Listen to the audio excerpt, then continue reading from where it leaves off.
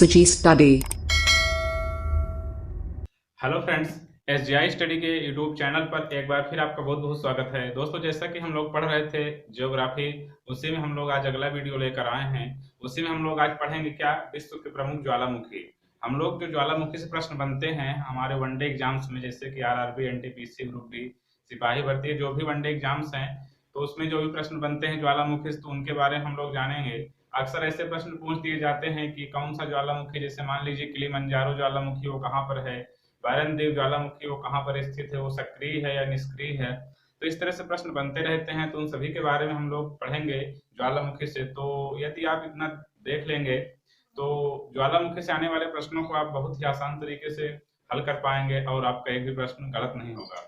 तो आइए हम लोग स्टार्ट करते हैं अपने प्रश्न पे। आते हैं, क्या पढ़ेंगे हम लोग, विश्व के प्रमुख ज्वालामुखी, यानी कि हम लोग जानेंगे विश्व के प्रमुख ज्वालामुखी के बारे में। और यहाँ पे जो जो भी पॉइंट्स लिखे हुए हैं सभी इंपॉर्टेंट हैं। हम लोग देखते हैं यहाँ पे हमारा फर्स्ट पॉइंट क्या है, किलावी ज्वालामुखी। यानी आप एक उत्तरी अमेरिका और दक्षिणी अमेरिका दो महाद्वीप हैं, तो ये जो किलावी ज्वालामुखी है, किलावी ज्वालामुखी हवाई द्वीप यूएसए में स्थित है। यानी कि ये यूएसए प्रशांत महासागर है। प्रशांत महासागर में एक छोटा सा द्वीप है, क्या, हवाई द्वीप। इसी को प्रशांत महासागर का चौराहा भी कहा जाता है। यही हवाई द्वीप को प्रशांत महासागर का चौराहा भी कहा जाता है, और यहीं पर अमेरिका की सैनिक छावनी बनी हुई है। यही हवाई द्वीप पर अमेरिका ने अपनी सैनिक छावनी भी बनाई है। और यह अमेरिका से थोड़ी दूर पे है, जो अमेरिका का एक जो प्रांत है अलास्का, अलास्का से थोड़ी दूर पर ये हमारा क्या है, हवाई द्वीप। और इस पे उसकी सैनिक छावनी भी है।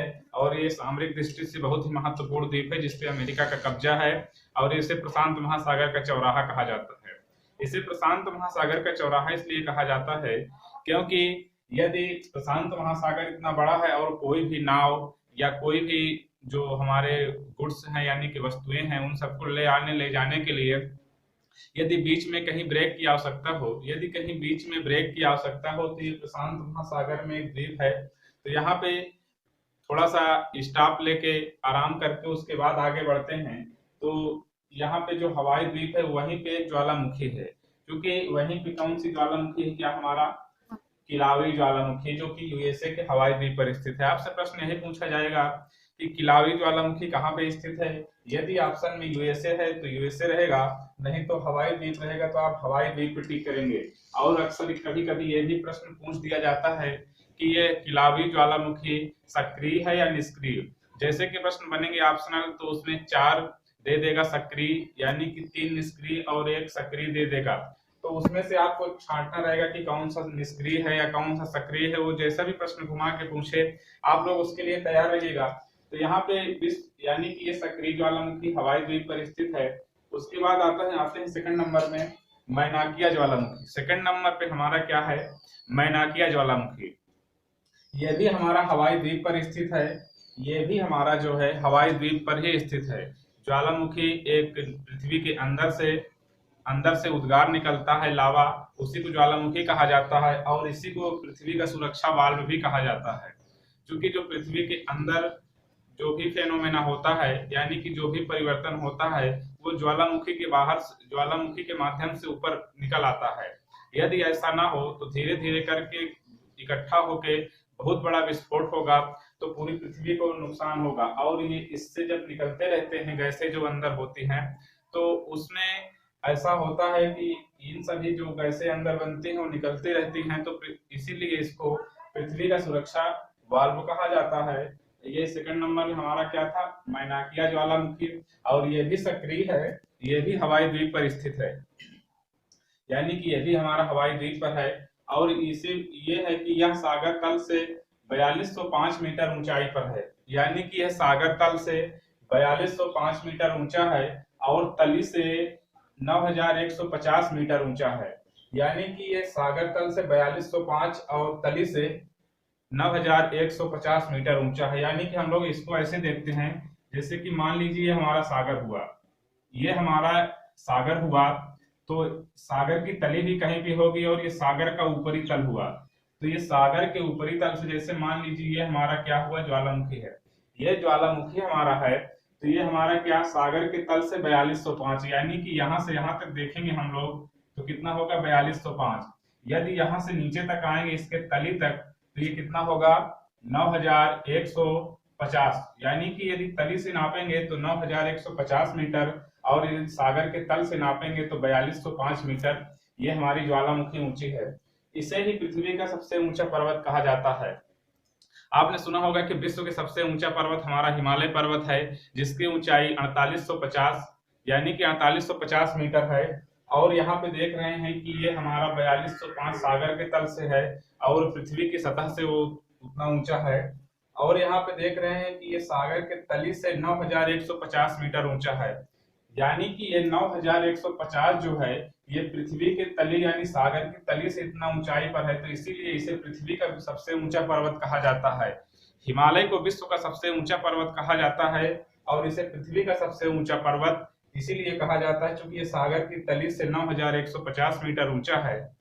तो हम लोग यहाँ पे इतने ही इसके प्रश्न थे। अब हम लोग देखते हैं यहाँ पे अगला। आप लोग इसको ध्यान रखिएगा कि पृथ्वी का सबसे ऊंचा पर्वत और विश्व का सबसे ऊंचा पर्वत कौन सा पूछा जा रहा है, तो उसके बारे में ध्यान रखिएगा कौन सा प्रश्न पूछा जा रहा है। तो ये सागर की तली से 9150 मीटर ऊंचा है, और सागर के तल से 4205 मीटर ऊंचा है। उसके बाद आगे आते हैं कोटापैक्सी ज्वालामुखी। कोटापैक्सी ज्वालामुखी ये भी हमारा सक्रिय है, और ये अफ्रीका का एक देश है इक्वाडोर। अफ्रीका का एक देश है इक्वाडोर, वहां पे ये भी सक्रिय है।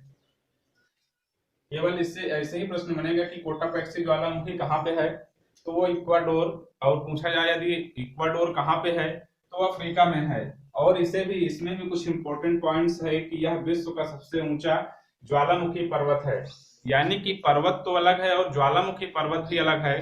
क्योंकि जो ज्वालामुखी से निर्मित पर्वत हैं तो उसे ज्वालामुखी पर्वत कहेंगे, और जो नेचुरली पर्वत हैं यानी कि जो अपने से निर्मित है, पृथ्वी के जो 7 प्लेटें हैं उनके खिसकने से जो पर्वत बने हैं तो वो पर्वत हैं। और ज्वालामुखी के उद्गार होते होते ऊंचाई बढ़ते बढ़ते जब बहुत सारा ऊंचा हो जाए तो वो भी एक पर्वत का रूप धारण कर लेता है। तो इसे ही इसलिए कोटापैक्सी ज्वालामुखी इक्वाडोर अफ्रीका में है, और यह विश्व का सबसे ऊंचा ज्वालामुखी पर्वत है, जिसे चमकती चोटी भी कहा जाता है। यानी कि यह ज्वालामुखी निकलती रहती निरंतर, जिससे कि मान लीजिए बहुत सारा अंधेरा है और कहीं पे एक ज्वालामुखी निकल रहा है, तो रात में ऐसा प्रकाश फैलेगा कि बहुत ऊंचाई पर, चूंकि आप लोग देख रहे हैं कि विश्व का सबसे ऊंचा ज्वालामुखी पर्वत है, तो बहुत ऊंचाई पे जब ज्वालामुखी निकलेगा तो ऐसा प्रतीत होगा कि वहां पे कुछ चमक रहा है, तो इसीलिए इसे चमकती चोटी कहा जाता है। उसके बाद यहाँ पे अगला आते हैं क्या, ओजर्स डेल सलाडो। ओजस डेल सलाडो यह भी सक्रिय ज्वालामुखी है, और ये कहाँ पे है, हमारा अर्जेंटीना में स्थित है। इसका भी एक इंपॉर्टेंट पॉइंट्स क्या है, सक्रिय ज्वालामुखी में सर्वाधिक ऊंचाई पर है।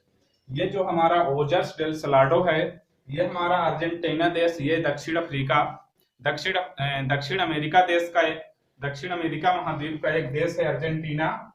अर्जेंटीना में ही ये सक्रिय है, और ये सक्रिय सर्वाधिक ऊंचाई पर है, यानी कि यह ज्वालामुखी सक्रिय है और सर्वाधिक ऊंचाई पर स्थित ज्वालामुखी है। प्रश्न इस प्रकार से बनेगा कि सबसे सक्रिय ज्वालामुखियों में सबसे ऊंचाई पर कौन सा ज्वालामुखी है, तो ओजर्स डेल सलाडो सक्रिय ज्वालामुखियों में सबसे ऊंचाई पर ज्वालामुखी कौन सा है, तो ओजर्स डेल सलाडो होगा।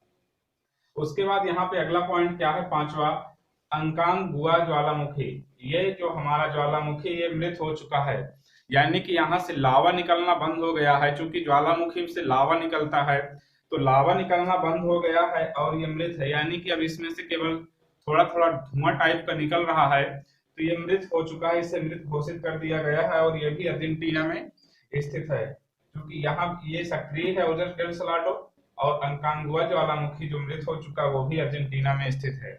इसे दक्षिण अमेरिका की सर्वोच्च चोटी कहा जाता है। इसे चूंकि ये मृत हो चुकी है और ज्वालामुखी निकलते निकलते वहां पे इतना सारा मैग्मा इकट्ठा हो गया कि बहुत ऊंचा हो गया। बहुत ऊंचा होने के कारण यहीं पर दक्षिण अमेरिका की सर्वोच्च चोटी स्थित है। यदि पूछा जाए कि किस ज्वालामुखी पर दक्षिण अमेरिका की सर्वोच्च चोटी स्थित है, तो वो हमारा इसी पे स्थित है, क्या, दक्षिण अमेरिका की सर्वोच्च चोटी अंकांगुआ ज्वालामुखी पे अर्जेंटीना में। और आगे आते हैं क्या, किलिमंजारो मृत। ये भी किलिमंजारो जो हमारा ज्वालामुखी ये भी मृत हो चुका है, और ये तंजानिया में है। तंजानिया भी एक अफ्रीका का देश है, और वहीं पे ये हमारा क्या है, किलिमंजारो ये मृत हो चुका है और ये हमारा क्या तंजानिया में है। इसे अफ्रीका की सर्वोच्च चोटी कहा जाता है। अभी हमने देखा कि ये दक्षिण अमेरिका की सर्वोच्च चोटी किस पे थी, अंकांगुआ पे थी। और अब आते हैं किलिमंजारो मृत ज्वालामुखी जो कि तंजानिया में है। ये अफ्रीका महाद्वीप का देश है, इसलिए इसे अफ्रीका की सर्वोच्च चोटी इसी पर अफ्रीका की सर्वोच्च चोटी स्थित है। उसके बाद यहाँ पे केवल लास्ट पॉइंट है, क्या कैमरून सक्रिय है। ये कैमरून देश में है, ये भी हमारा अफ्रीका देश में है और ये कैमरून सक्रिय है और यही कैमरून में है। तो इतने ही पॉइंट थे जो हम लोग देखते हैं। यहाँ पे कुछ और ज्वालामुखी हमारे लिखे हुए हैं, इसको भी हम लोग जानेंगे, सभी इंपॉर्टेंट्स हैं। यहाँ पे क्या है अगला, स्ट्राम्बेली ज्वालामुखी जो कि लिपारी द्वीप पर स्थित है। स्ट्राम्बेली ज्वालामुखी लिपारी द्वीप कहाँ पे है, इटली में। इटली में एक लिपारी द्वीप है इटली का, उसी पे हमारे स्ट्राम्बेली ज्वालामुखी है। और यह चूंकि इटली जो है उसके नीचे जस्ट भूमध्य सागर पड़ता है, तो भूमध्य सागर में ये ज्वालामुखी जो है उसका द्वीप यहाँ पे लिपारी इटली का, और वहीं पे ये ज्वालामुखी है। तो वहीं पे जो ज्वालामुखी वो वहां पे इतना प्रकाश निकलता रहता है कि ऐसा लगता है कि सागरों के बीच कोई ऐसा प्रकाश निकल रहा हो। तो इसीलिए इसे भूमध्य सागर का प्रकाश स्तंभ कहा जाता है। यदि पूछा जाए कि भूमध्य सागर का प्रकाश स्तंभ किसे कहा जाता है, तो स्ट्राम्बेली ज्वालामुखी को कहा जाता है। और ये कहाँ पे है, इटली के लिपारी द्वीप पर स्थित है। आप लोग इन सबको याद रखिएगा, स्ट्राम्बेली ज्वालामुखी इटली के लिपारी द्वीप पर स्थित है और इसे भूमध्य सागर का प्रकाश स्तंभ कहा जाता है। और क्यों कहा जाता है इसे अभी हमने आपको बताया। उसके बाद आते हैं क्या, वेसुवियस ज्वालामुखी जो कि सुसुप्त हो चुका है और इटली में यह भी है। ये हमारा सक्रिय है, यानी कि ये हमारा सक्रिय ज्वालामुखी है और ये हमारा अभी सुसुप्त हो चुका है। सुसुप्त और मृत ज्वालामुखी में थोड़ा सा अंतर होता है। सुसुप्त और मृत ज्वालामुखी में थोड़ा सा अंतर है, क्योंकि सुसुप्त में क्या होता है कि ज्वालामुखी शांत तो हो चुका है, ज्वालामुखी शांत तो हो चुका है, उसमें से धुआं टाइप का थोड़ा सा कुछ निकल रहा है, यानी कि उसमें धुआं निकल रहा है और ज्वालामुखी के अलावा नहीं निकल रहे हैं। उसके भविष्य में उद्गार होने की संभावना है, तो उसे सुसुप्त कहा जाता है। और ये यदि जिस भी ज्वालामुखी को मृत घोषित कर दिया जाए, तो इसका मतलब है कि आप उस पे वहां पे जाके रह सकते हैं, कुछ भी कर सकते हैं, यानी कि उत्खनन कार्य भी हो सकता है। लेकिन जहाँ पे सुसुप्त ज्वालामुखी है वहां पे जाने का आदेश सबको नहीं रहता, यानी कि वो किसी भी समय फिर से उसमें से लावा निकलने लगते हैं। तो सुसुप्त में यानी कि धुआं निकलता रहता है और किसी भी समय उसके फटने यानी लावा फूटने के चांसेस बने रहते हैं। और मृत जो यानी कि मृत हो चुका है उसमें अब लावा निकलने की कोई भी चांसेस नहीं है। तो ये हमारा क्या है, ज्वालामुखी सुसुप्त है और इटली में है। यहाँ पे एक और है एटना ज्वालामुखी, ये भी सक्रिय है। और ये सिसिली द्वीप ये इटली में है। ये सभी हमारे इटली में है। इसका सिसिली द्वीप ये हमारा एक है इटली में, ये भी है, ये लिपारी द्वीप पर इटली के है। यानी कि जो भी सभी हैं ये सब हमारे इटली में ही इटली की ज्वालामुखी है, एटना, वेसुवियस, स्ट्राम्बेली। और अगला है क्या, नारकुंडम, ये भी सुसुप्त है। यह उत्तरी अंडमान भारत में, यानी कि भारत का जो अंडमान निकोबार द्वीप समूह है अरब सागर में, वहीं पे उत्तरी अंडमान यानी कि अंडमान दो पार्ट में बटा हुआ है, जो कि 9 डिग्री चैनल से डिवाइड है। एक उत्तरी अंडमान, एक दक्षिणी अंडमान, ये कई द्वीपों की श्रृंखला है। तो उत्तरी अंडमान यानी कि एक थोड़ा बड़ा द्वीप है जिसे उत्तरी अंडमान नाम दिया गया है। उसी द्वीप पर ये क्या हमारा नारकुंडम ज्वालामुखी जो कि अभी सुसुप्त है, यानी कि इसमें से धुआं निकल रहा है और इसके भविष्य में लावा निकलने के चांसेस हैं। तो ये सुसुप्त है, भारत का एकमात्र सुसुप्त ज्वालामुखी, यानी कि भारत का एकमात्र यही सुसुप्त ज्वालामुखी है और भारत में सुसुप्त कोई भी ज्वालामुखी नहीं है। उसके बाद आते हैं क्या, बैरन द्वीप भी सक्रिय है हमारा ज्वालामुखी, और ये मध्य अंडमान है। चूंकि उत्तरी अंडमान, दक्षिणी अंडमान और मध्य अंडमान, ये जो हमारा मध्य अंडमान है एक द्वीप है, उसी का नाम मध्य अंडमान है, जो कि अरब सागर में है और भारत के कब्जे में है। तो मध्य अंडमान में ये हमारा बैरन द्वीप ज्वालामुखी है और ये सक्रिय है, भारत का एकमात्र सक्रिय ज्वालामुखी। यानी कि भारत में दो ही ज्वालामुखी हैं, एक हमारा नारकुंडम ज्वालामुखी जो कि उत्तरी अंडमान में है, और एक बैरन द्वीप ज्वालामुखी सक्रिय है जो कि मध्य अंडमान में है। ये नारकुंडम हमारा सुसुप्त हो चुका है, ये भी सक्रिय है, यहाँ से अभी लावा निकल रहा है। और यदि पूछा जाए कि भारत का एकमात्र सक्रिय ज्वालामुखी कौन सा है, तो बैरन द्वीप। एकमात्र सुसुप्त ज्वालामुखी नारकुंडम है। भारत का एकमात्र यानी कि मात्र सक्रिय ज्वालामुखी बैरन द्वीप। उसके बाद आते हैं क्या, कोपा। एक पोपो ज्वालामुखी है जो कि मृत हो चुका है, ये म्यांमार, भारत से सटी सीमा है म्यांमार की। म्यांमार जो कि पहले भारत का हिस्सा हुआ करता था, 1935 के पहले म्यांमार भी भारत का हिस्सा था। 1935 में म्यांमार को भारत से अलग कर दिया गया, तो म्यांमार एक नया देश बन गया। उसी में एक पोपा नाम की ज्वालामुखी है जो कि इस समय मृत हो चुकी है। और अगला यहाँ पे क्या है, फ्यूजियामा। फ्यूजियामा एक जापान में है जो कि ये भी सुसुप्त हो चुकी है। यानी कि जापान को तो भूकंपों का देश, ज्वालामुखियों का देश कहते हैं। यहाँ पे जापान भी कई द्वीपों की श्रृंखला है, तो वहां पे अक्सर भूकंप तो वो वहां पे दिन में 1 से 2 बार तो जरूर आते हैं। और वहां पे ज्वालामुखी भी इतना है कि उसे भूकंपों का देश, ज्वालामुखियों का देश इत्यादि नामों से जाना जाता है। और इसे उगते सूर्य का देश भी कहा जाता है, इसे उगते हुए सूर्य का देश भी कहा जाता है जापान को। और इसे एक निप्पॉन नाम से भी जाना जाता है। निप्पॉन का मतलब होता है कि उगता हुआ सूर्य, यानी कि उगता हुआ सूर्य। तो यहाँ पे क्या हुआ, जापान में फ्यूजियामा ज्वालामुखी है जो सुसुप्त है। और अगला क्या है, क्राकाटाओ, यानी कि क्राकाटाओ एक सुसुप्त ज्वालामुखी जो कि इंडोनेशिया में है। भारत से नीचे जब हम लोग अरब सागर से आगे बढ़ेंगे पूरब की ओर, अरब सागर से भारत में आएंगे और भारत से जैसे कि पूरब की ओर हम लोग बढ़ेंगे, तो अरब सागर को जैसे पार करेंगे तो हमें इंडोनेशिया मिल जाएगा। इंडोनेशिया में क्राकाटाओ ज्वालामुखी जो कि सुसुप्त हो चुका है। इतने ही ज्वालामुखी, 12 से 15 ज्वालामुखी जो हमने आपको अभी बताया, यदि आप इतना पढ़ लेंगे तो ज्वालामुखी से संबंधित प्रश्नों को आप बहुत ही आसान तरीके से हल कर पाएंगे। और उम्मीद करते हैं कि यह वीडियो आपको अच्छा लगा होगा ज्वालामुखी से। तो हम लोग इसी तरह का वीडियो लेकर आते रहेंगे। तो यदि आपने अभी तक चैनल को सब्सक्राइब नहीं किया है तो सब्सक्राइब कर दीजिए और अपने दोस्तों के पास शेयर कर दीजिए। अब हम लोग मिलते हैं इसी ज्योग्राफी के अगले वीडियो में, तब तक के लिए थैंक यू।